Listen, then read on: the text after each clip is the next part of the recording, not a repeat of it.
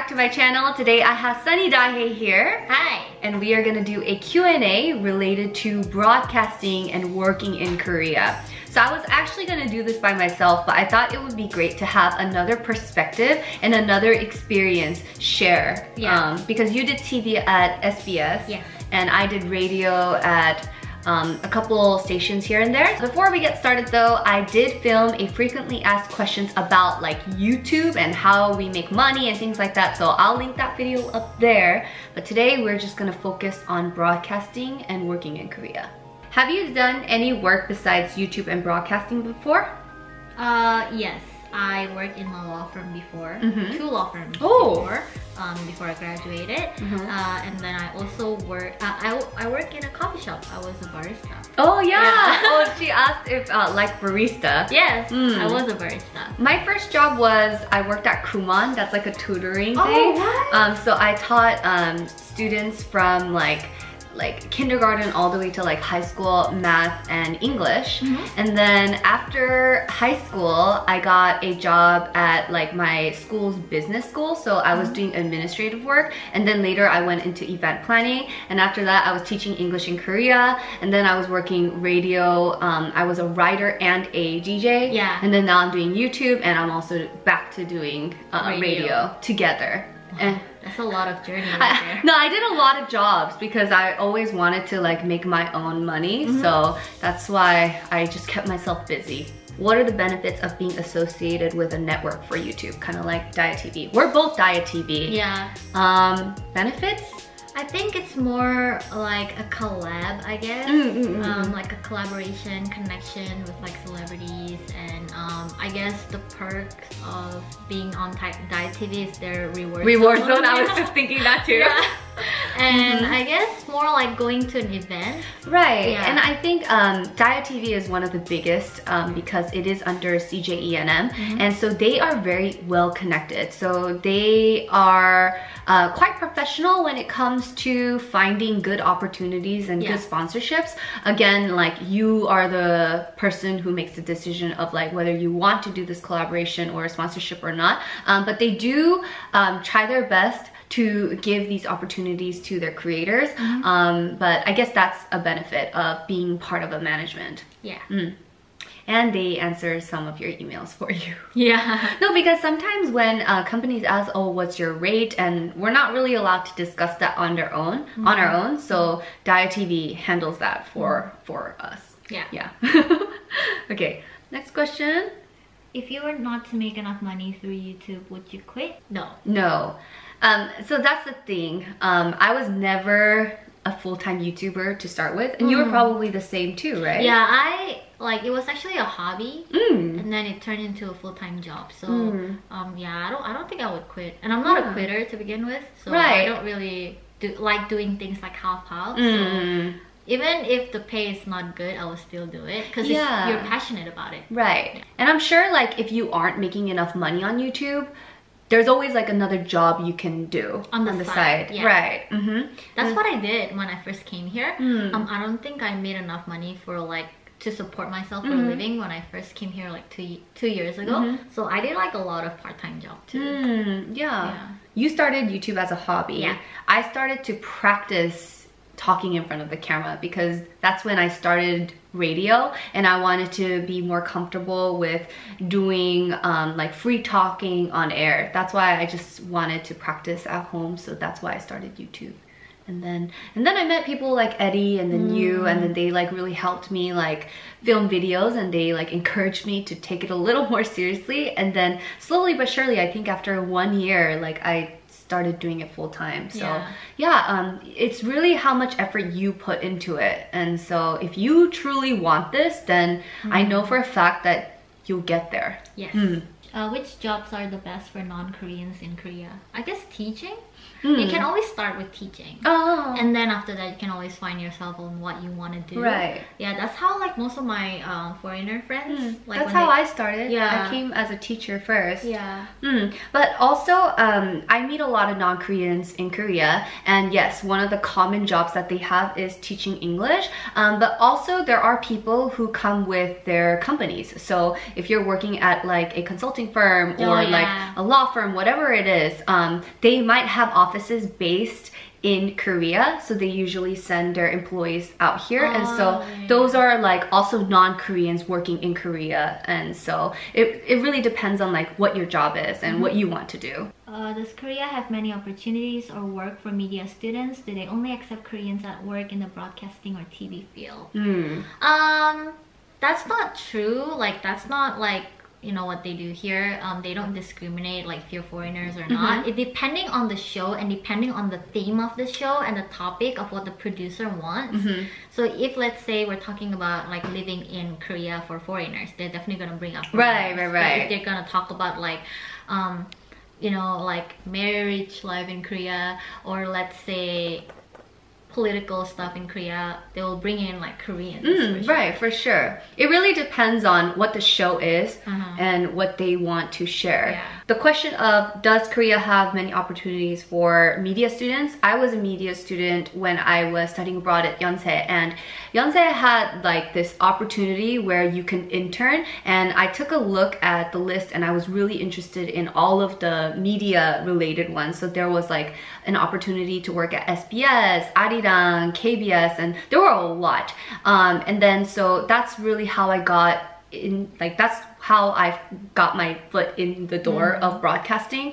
But do they only accept Koreans that work in the broadcasting TV? No, that is not the case. I mean, I've worked at several broadcasting stations and I've met Koreans and also foreigners, and it's really depending on like, it really depends on the show and the producer. Yeah.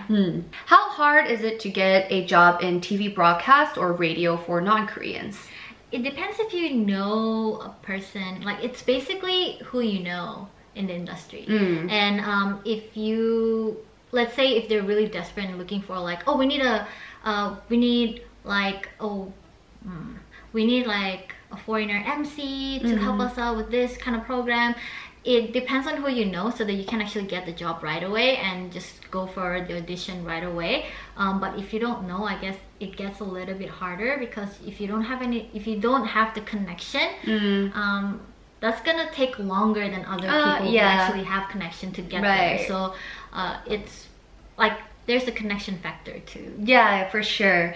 But in terms of like how hard is it to get a job in broadcasting, I think even for non-Koreans, it's really competitive to get a job in broadcasting. So for non-Koreans, it's gonna be just as hard, if not harder, because there are so many people who want to work at a 방송국, a broadcasting station. So I think it's just difficult in general. How did you get involved with your radio job? So for me, I'll talk radio and you talk about your SBS. Okay, you want to start first? Mine is actually pretty long. Okay, so I know this producer through my mom, so they've been friends for a while, and he worked in SBS for a few years, and he also like directed a few like Korean dramas and he directed a lot of like Korean dramas before in SBS, and then he got out of SBS and decided to do more like, you know, talent management.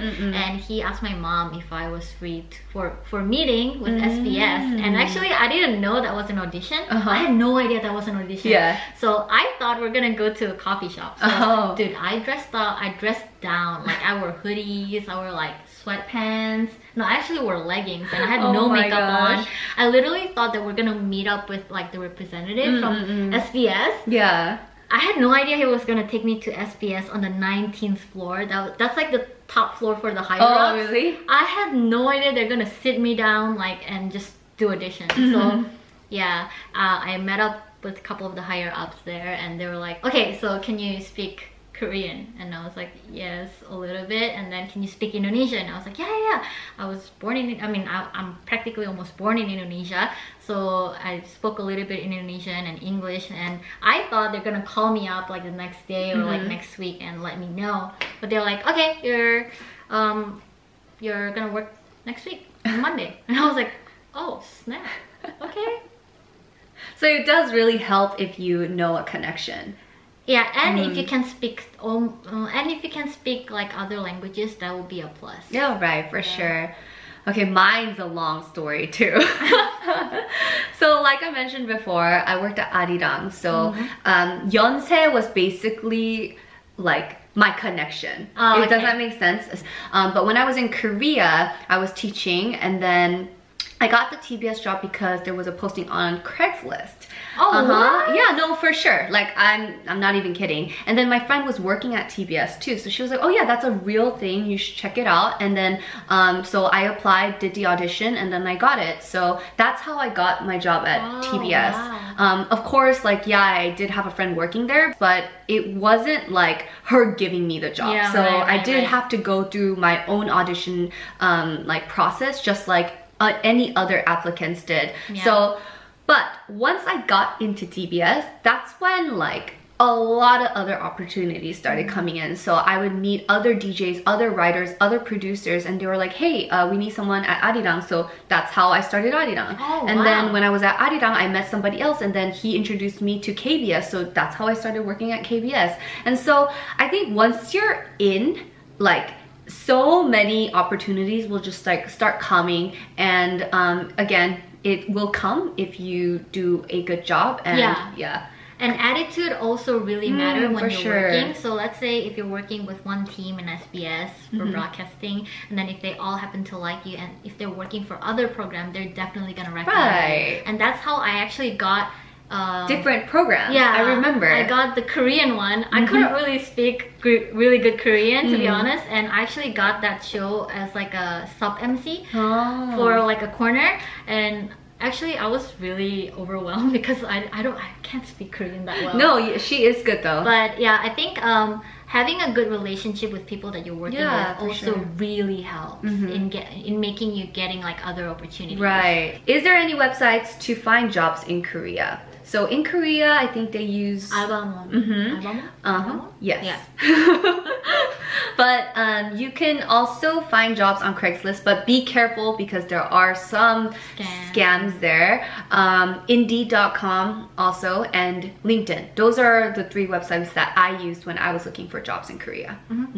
And also, if you are specifically interested in working for a specific brand, just go to their website to see if they have like a career like opening. Oh, that's true. I tried doing that for YG. Didn't work. Because it was like all you had to know Korean, and I was like, oh, I'm not that like proficient in Korean, so yeah, I was just not confident there.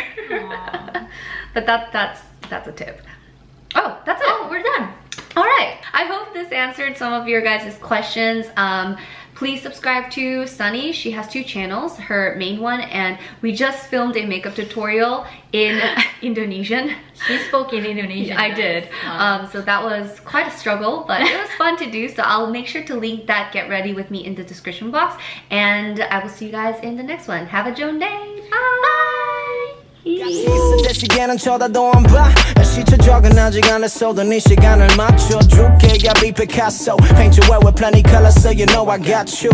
Yeah, 남의 말과 이래 꼬이지 말자. 덩굴 틈에서 떨어져 나와. 어디로 갈까 해외 가서 우리 맘 편히 살자. I know there's a herd through the grapevine.